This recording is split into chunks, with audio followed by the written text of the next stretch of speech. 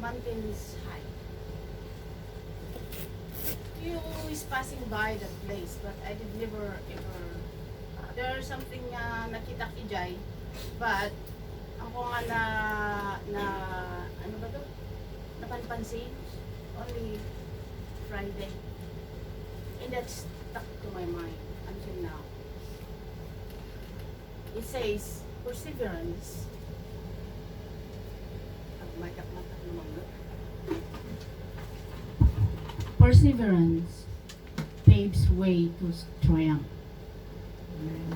Paiso, di ba? But triumph will not come without any hard work at all. Ada ka ijay pain, ada ka ijay struggle, ada ka ijay mutmutan, ada ka ijay asar, ada ka ijay inis, ada ka ijay amin ada ijay yun. So I keep on kasi ada iti ko eh. You know, when they give you a task to do, you have to think, amam niya ta Lord di ko yung amam amin ti puso dito mong may sa eh. Di ba? Ako nga am mo, laro pa dala ang ti am mo. O usto ba di jay isum da, agpaso ba di jay isum da, you know, agpaso ba di jay kwa daw, you know, ano ti agpaiso. Di ba? Oh. So, when we were passing by that place, school DJ, perseverance, may sarili nga ko yun.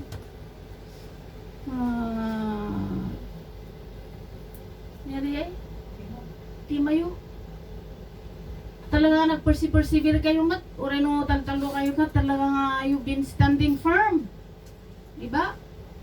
You didn't retreat. Uray no kasanuti pa ng danog, boxing, bumanaksing ti sasawa ni Apo Diyos. No matter how bony and fleshy and quality sa ni Apo Diyos, you guys stood firm. And I salute you for that. Salute you for that. Haan kayo nga pinmanaw. So that day, kung ano nga tadijay, nga may kaikat, di panunod ko.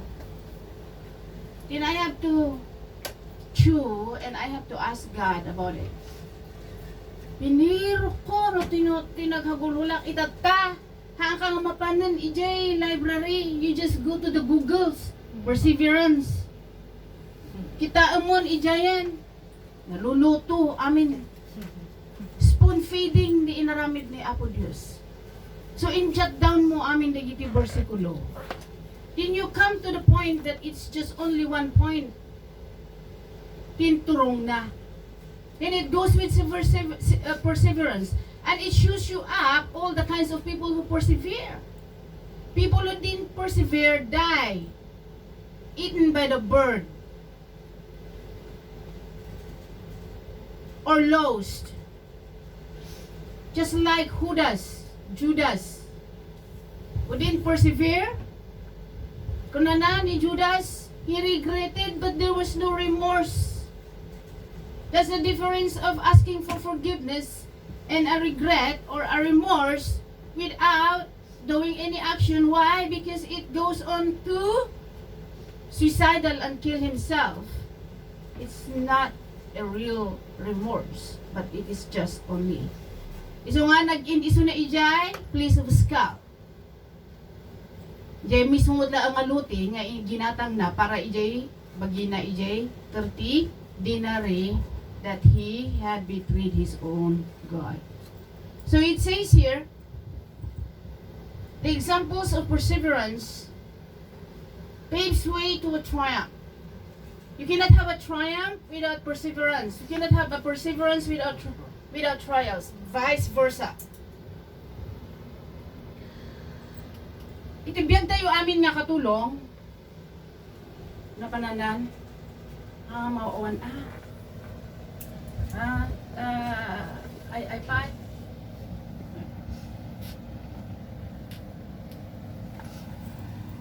May nawang magpais. Itibiyag dagiti katulong Amo tayo dan makarelate tayo amin. Nasakit, naut-ut, insulto. Mainsulto ka, mainsulto DJ integridad mo, mainsulto DJ amom, mainsulto DJ anistim, mainsulto amin nga haan nga na insulto king ka. Every single is being tested with your patience, your perseverance. Amin na giti amom. Siya, anak. Di amo ko. May kat nga jay ganang ngay, nga mangan ngay.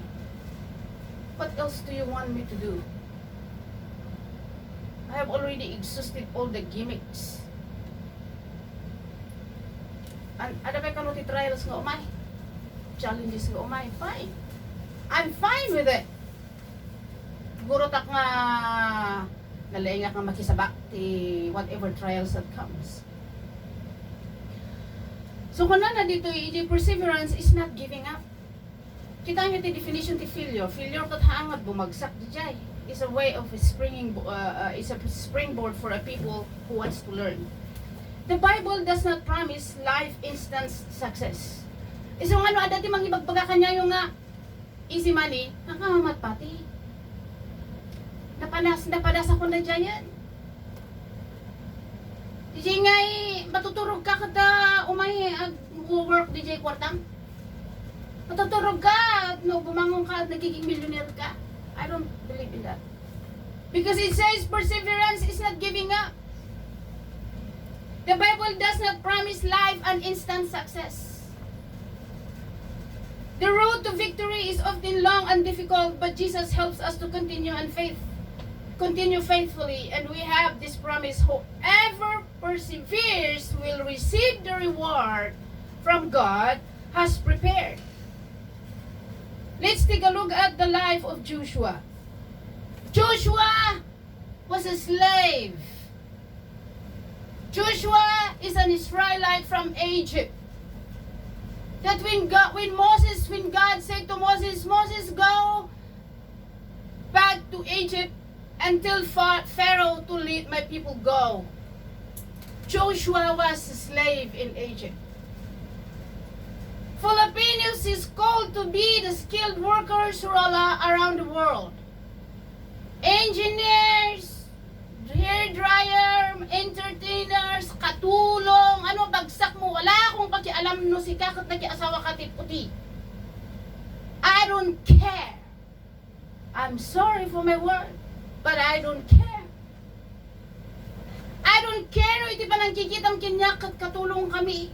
It is a dignified and a modest job ever. Yet God, in His amazing way, that taking Joshua out from Egypt and became the leader of the Israelites. Because one day that God knows that Moses cannot go to the land of Canaan. Because in the land of Canaan, there are a lot of things. Ites. Nagadunga demonyo. Nagadunga trabaho. Di pa trabaho na. Moses was old and Joshua is the young generation that will conquer the promised land. One day in our life, na kami kani pastora, awan kami. We are old already. And that is why we are running the race, just like Paul. It is your turn now, generations for today, in order to do what is right. When Joshua was born and as a slave in Egypt, and rested in the Israelite, he only saw the liberation of his people under the leadership of Moses. Slave na gidi amo yi agarami ti stroti bricks. O sa rin di sakada. Manual awan iti machinery. The machine of the Egypt before is the people of Israel to make that pyramid that you can see in Egypt right now. Did ever Joshua go back and said, "Oh, I am a slave. He took that as a courage in order to conquer the life and to get what he wants. Isang ano dati mang tagtagibasit kanya tayo. Ano nga ipalubos nga tagtagibasit? Ano nga ipapakita nga si kama tagtagibasit ka nga may nga tao? No si kakot may saka nga katulong. Ano nga ibaga nga si kakot katulong ka? Kristiyano ka ba lang? Ay, kung na nagamit isa sa ni Apo Diyos nga, kwa, okay lang, pakawan. Excuse me? Iti pa nakaawat ko in my own conviction, you have the right to speak up when you know that you are in the right track. Api urin no pang urin da ka, nya ramidam? Oh. There is a time that you will stood up and I said, what are you doing, madam? What else do you want me to do in order to serve you?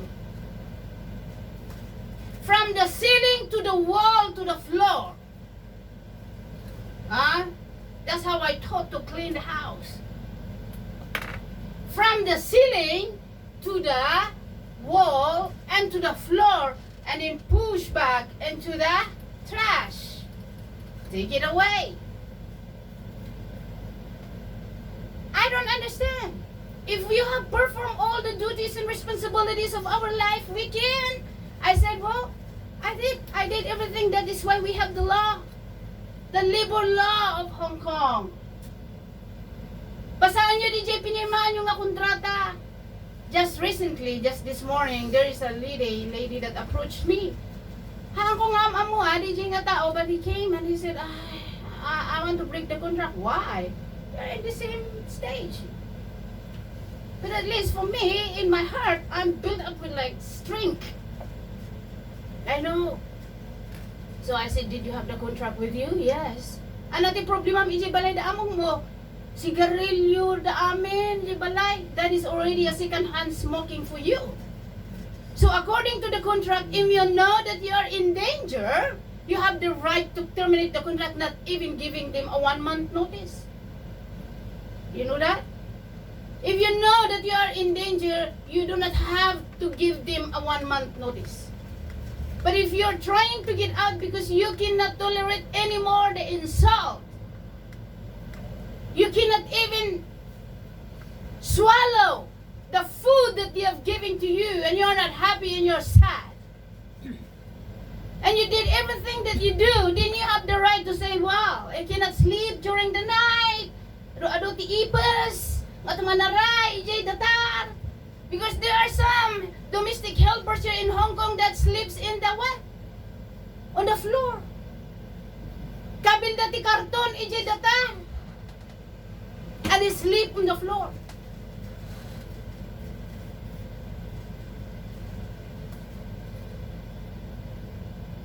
In the face of